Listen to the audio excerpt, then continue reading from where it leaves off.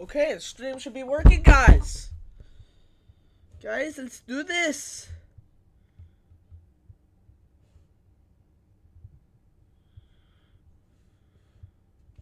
Guys, let's do this. Let's do this.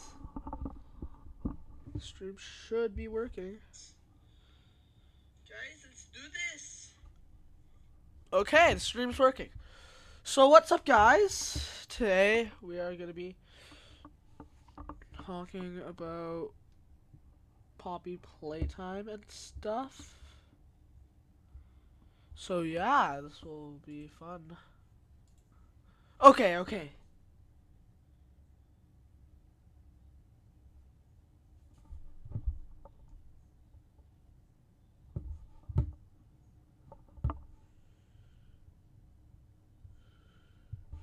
Okay, it should be working.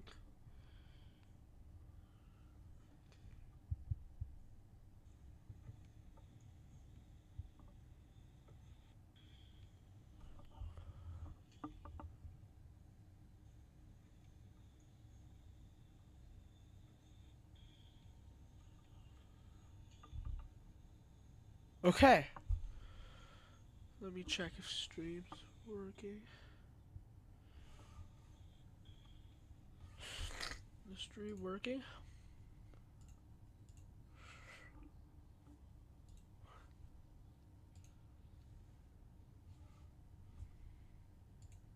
Okay. Let me check if stream's working. Okay. Stream is working. Okay, chat. So, the first thing I was planning to do is watch some Poppy Playtime Chapter 5 stuff.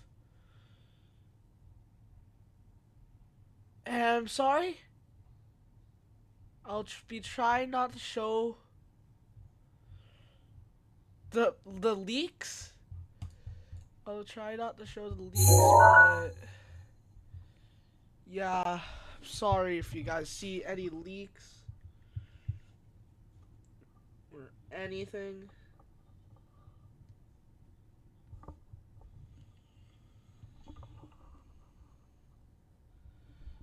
Sorry if you guys see any leaks, because they did leak the prototype.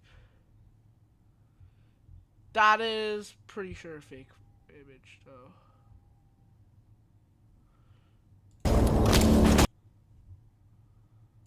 So what I was thinking is gonna watch.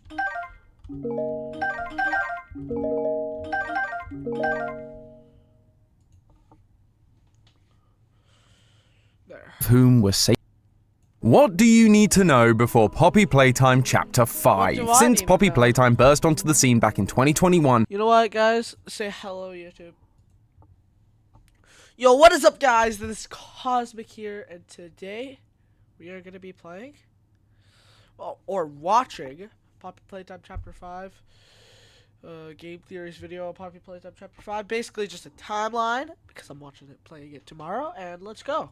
What do you need to know before Poppy Playtime Chapter 5? Since Poppy Playtime burst onto the scene back in 2021, we've been working hard in the Theory Factory trying to figure out the lore of this game. We've covered everything from teasers to ARGs, even the collaborations with other games. But with Chapter 5 on the horizon, I figured it would be useful to put it all into one place so you loyal theorists don't have to lift a pretty little porcelain finger. Here is Game Theory's updated Poppy Playtime line. Hello, Internet! Welcome to Game Theory, the Theory. show that's your one-stop shop for all things Poppy. And this year is Poppy Playtime's 5th anniversary. That is 5 years of lore that have built up. And let me tell you, Mob Entertainment has been busy hiding this stuff. They've added it to new chapters of the game, in ARGs, in books, in so many teasers, and even inside collaborations with Roblox and Fortnite. It's a lot to keep up with, even for me, and it's literally my job. So if you're someone that's only been playing the games, there might be be a ton of integral lore you've missed out on. But not to worry, because just like last year, I've decided to lend you all a helping hand and put together a timeline with everything we've learned so far about this beast of a franchise. As usual, instead of focusing really heavily on the evidence like a normal theory, I'll instead be leaning in more on the story side of things. We'll have these little citations in the bottom corner for where we're getting evidence, and we'll be putting our handy dandy theory traffic light in the top corner to clarify things even more. Green means what I'm saying is supported by facts, yellow means what I'm saying is theory, and red means that I'm making assumptions to make sense of the story, but aren't really supported outside of the narrative. But with that out of the way, loyal theorists, let's hop on our Playtime Express and go on a journey through the history of Playtime Co. First stop, Theoryverse.store, where we're having a sale on all things Poppy in anticipation for Chapter 5. You can get 20% off this hoodie, this shirt, these pants, literally everything Poppy is on sale when you use the code PLAYTIME20. But be quick, the deal is only available until February 23rd. Just use the link in the description or scan the QR code on screen. And remember to use code PLAYTIME20. But now, let's ride this train back to where it all began and focus on the girl who started it all. Little Miss Poppy Playtime. Poppy was born on March 7th, 1949. She was the most sweet and adorable little girl, and so, very quickly, she found herself in the loving arms of her new adoptive father, Elliot Ludwig. Playtime Co. is the product of a great man by the name of Elliot Ludwig, divorced but a family man at heart. He started the toy company in 1930, though he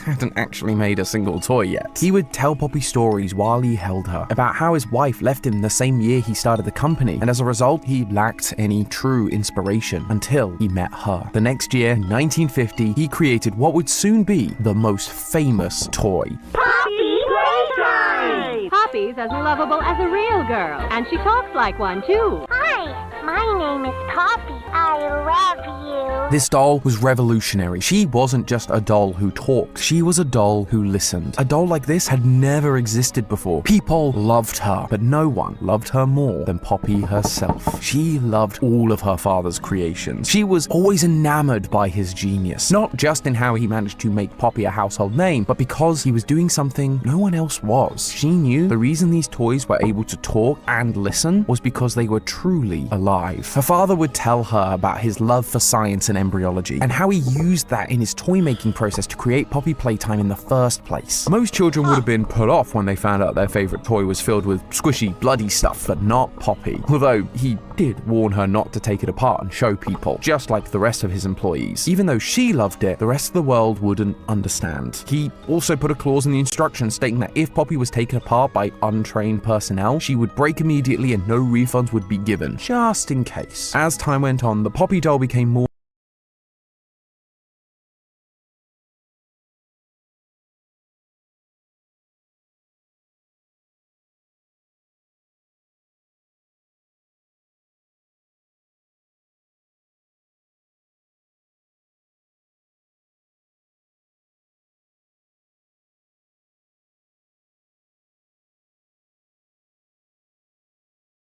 more than just that year's most popular toy. She became an icon. Poppy was the new face of the company. They even built a Poppy Playtime theme park, and the real-life Poppy was getting to enjoy everything that came with being the heir to a successful toy company. To her, the factory was absolutely magical. She loved how she got to see new toys getting made. She loved exploring new parts of the factory. This was just the beginning of a long and happy life for her, and she was excited to go and visit Playtime factories all over the... But she never got to visit those factories. Well, at least not as she currently was. In the 1960s, an unfortunate family death had pushed Ludwig down to his lowest. But with so much ambition, he rose back up and continued to fulfill his vision for the Playtime Co. toy factory. Poppy woke up on an operating table, her eyes blurry, but as they came into focus, she saw medical equipment, scientists, and most importantly, her father. But something was different about him. His haircut was the same, he was still wearing the same old stuffy pressed suit, but his face looked older, years older. It felt like she had woken up from a deep sleep. It's impossible for someone to look so different in such a short amount of time, and yet he did. However, he's not the only one that changed. As she looked down down at her limbs, she realized that the fleshy legs she used to run around the factory had been replaced with porcelain. Her hair was now an unnatural fiery red, and she was wearing a dress that looked awfully familiar. She had been turned into a doll. And it wasn't just any doll. She was now the Poppy Playtime. Before she could even speak, her father leant over and hugged her, crying, and picked her up in his arms, taking her to their new home that he had built inside the factory. He sat her down and told her everything. It turns out, in 1960, when she had only just turned 11 years old, she met a tragic fate. Her father was devastated, like any father would be. She was his entire world, and within moments, it was all taken away from him. So he decided that he wasn't going to lose his family again. He was going to dedicate the rest of his life to bringing her back, and he was going to use the science of embryology to do it, just like he had used it to make the original Poppy dolls. The trouble was, that plan was going to require time, research, and most importantly, money. So Playtime Co. developed new toys like Bron the Dinosaur and Boxy Boo to continue to bring in money from the next generation of kids. They weren't nearly as successful as Poppy, but beggars can't be choosers. More employees were also brought in on the back end, like Mr. Eddie Ritterman and Mr. Leith Pierre, to support the business side of things so that he could focus on his new initiative, the Young Geniuses program, a program where young people would be brought into Playtime Co. headquarters as an apprenticeship of sorts. He wanted the best and brightest young minds to tackle the universe's most unanswerable questions. And what is more unanswerable than death itself? Her father sounded so proud as he told her stories of him and his new team of whiz kids, how they performed hundreds of experiments, all with the goal of her revival, using lab rats to test their theories about how the poppies that resided in the scent of her new body's hair were somehow the key to all of it. Although there were times he got sad while retelling these stories, usually whenever he remembered a young man by the name of Harley Sawyer. He was incredibly smart, but unfortunately he had a bit of a temper and an utter lack of humility, which led her father to make the difficult decision to let him go. Her father had hoped that this would be a learning moment for him, that he would go on to become a better person the more he experienced the wonders of humanity. Maybe one day he could even return to the factory. But the part that he was most proud of, the part that he got the most excited talking about, was when he got to experiment 1006. Its body was made of a mix of machine parts and organic matter, combining his love of engineering and embryology. But the reason he was so proud was because it worked. Their brain worked exactly as hoped. It was proof that real consciousness could exist in an unnatural body. This was the sign they needed. They knew that their attempts at Poppy's resurrection may truly be possible. So they dubbed experiment 1006 the prototype. It wasn't physically what they wanted, but it was enough so that they could move on to the real deal. Experiment 1007, her. As Poppy would sit with her father listening to these stories, she was happy. Someone loved her enough to go to all this trouble. He even signed a contract with Warren Buck Construction Company in 1972 to expand the factory, including a corridor leading straight to her father's office from their new home so that he could visit whenever she wanted. Although, even still, she couldn't help but feel a little sad. He said he did all this for her, but he always seemed distracted, haunted even. The one that got away, Harley, always bugged him. He wished there was something he could have done to save him, but when he joined the Young Geniuses program, he was too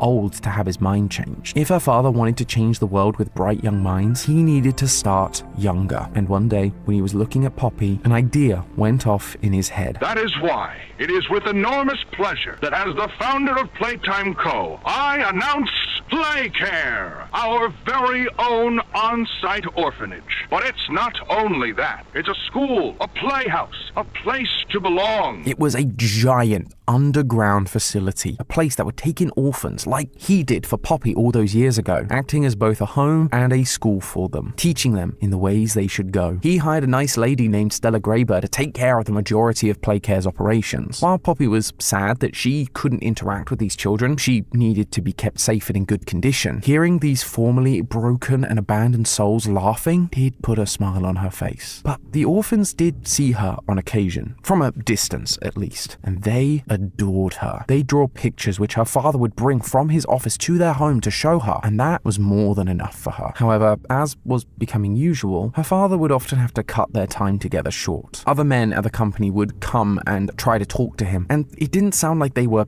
good conversations. She would ask him about them when they spent time together. Apparently, sales were low. They hadn't really released a major hit since Poppy back in 1950. He would joke how he and his toys were stuck in the past, and with all of his focus being on her and the play care, he'd lost touch with his innovative side. But he had a plan. Playtime Co. launched Candy Cat in 1979. It was pretty successful and was definitely less old-fashioned, but it paled in comparison to his next big idea in 1984, Huggy Wuggy. This toy changed everything. He became Playtime Co.'s most popular and best-selling toy so far, even more than Poppy, literally saving the company. Since Huggy was so popular, they immediately launched an incredibly creative follow-up girl version, Kissy Missy, in 1985, who was just Huggy, but pink. Poppy could see that this was the desperately needed success her father was hoping for. He was getting older after all, even inventing the grab pack to help him move around the factory. So this success was not only going to ensure the company's legacy, but it also meant that the factory stayed open and therefore kept her home safe and sound. Fresh off the hit, Poppy sat and watched as her father's creativity returned to him. Playtime Co. released more toys like the Swapimals, Catbee and PJ Pugapilla, and then there was her father's next big idea, the Smiling Critters. A whole line of stuffed animals, each with their own personalities and matching scents. It was her father's most ambitious line of toys yet. He even launched a Saturday morning cartoon for it, which he and Poppy could watch together. By all accounts, this should have been another huge success for the company, but it wasn't. In fact, these little guys became one of Playtime Co.'s biggest failures yet, all because of one of the plushies.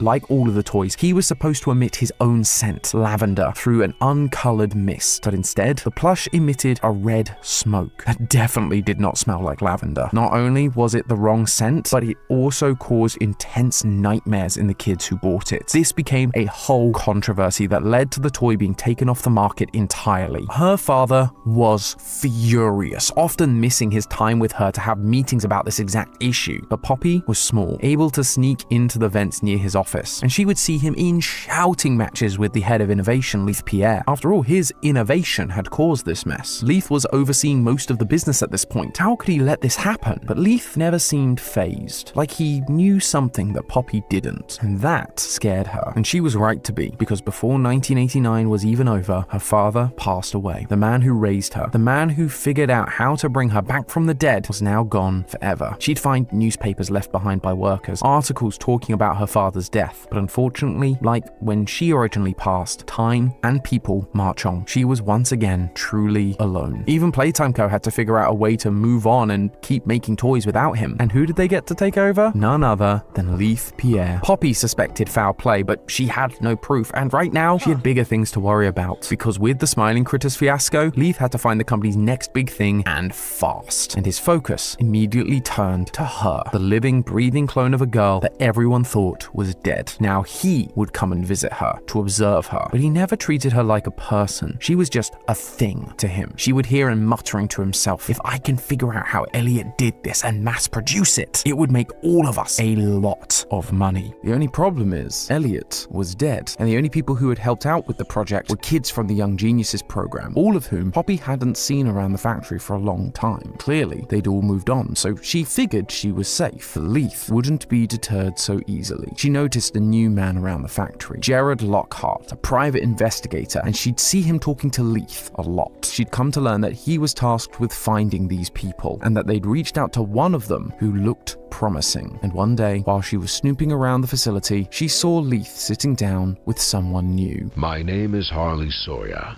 I'm called the Doctor. Her eyes widened. This was the man her father had warned her about, the one who lacked humanity in his research. But maybe it's okay. Maybe her father had succeeded. Maybe all of these years away had helped him. Giant toys. We can increase our workforce and simultaneously decrease the number of lawsuits and people on our payroll. After a few weeks, in January of 1990, Harley began to appear in Poppy's home. He was baffled by her existence and would often scoff at the idea that her soft father could ever have accomplished this. Nevertheless, he had, and so the poking and prodding began. It's been weeks and weeks of taking things out and putting them back in and taking things out and putting them back in over and over and over. Everything he What did is was that? filled with an Like, who anger, is a bitterness towards her What's father, that like he voice? was trying to outdo him. He was willing to do anything that it took for the advancement of science. Poppy wasn't the only one he was doing this to either. Harley would often talk frustratedly about how she and another experiment was so difficult to work with. 1006, the prototype. Poppy remembered that name from all those years ago when her father told her about her creation. They had since been turned into a jester-like character, so they would somewhat blend in with the old-fashioned toy factory at the time. But now, she knew Harley was also prodding them for answers. You stick us. Beat us. Tear at flesh.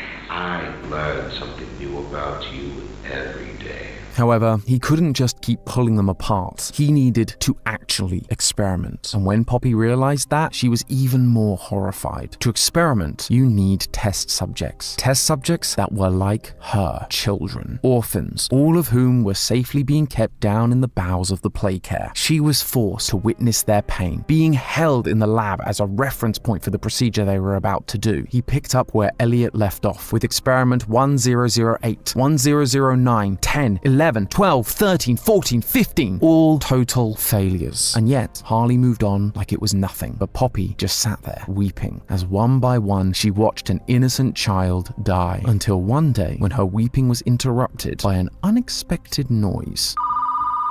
The phone in her home was ringing. Curious, she picked it up. No one ever used this. On the other end of the line was a young boy. He said his name was Ollie, and he knew about the bad men and what they were doing. Poppy couldn't hold back her tears. She would cry to him on the phone every night about the horrors she'd experienced and witnessed, as Ollie just listened and tried to comfort her best he could. This all went on for over 100 experiments before Harley even was able to manage any result with promise. Experiment 1160, Boxy Boo. This proved that what Harley had pitched was possible, that he could make larger living toys, but Poppy knew they weren't like her. This thing was a monster, animalistic, purely acting on instinct. It wasn't aware or alive like she was. It was almost like they'd been brainwashed, and in doing so, lost their humanity. Nevertheless, Harley and Leith ran with it, building the game station as a place where orphans would be tested on their physical and mental abilities. They even changed the curriculum in the schoolhouse to focus on Playtime Co. history, all to hopefully prepare the kids for their permanent residence as bigger bodies. They immediately started performing more elaborate experiments, like creating bigger body versions of Huggy, Yarnaby, and Catnap. Poppy found Catnap's story the most tragic. In 1989, the prototype had managed to occasionally escape confinement, and just like she'd been doing, it befriended an orphan, Theodore Gramble. But the prototype was not a great influence. Theodore got caught attempting to steal files, and eventually in 1990, 2 grab packs and green hands so that they could plan an escape. Unfortunately, they weren't successful, and Theodore overcharged the green hand, electrocuting himself. Poppy was often surprised that the prototype didn't just leave. Instead, it stayed behind and carried Theodore to staff. They turned him into a bigger body, but that actually saved his life, much like her father had done for her all those years ago. In 1991, Poppy met another new bigger body, Mummy Longlegs. She was a huge hit with the kids at the game station, and so got assigned to work there. In fact, all of these giant toys were assigned to a station. Mummy would help with the game station. Huggy was a security guard. Catnap would help the orphans sleep. And Boxy Boo would help get rid of problems, like the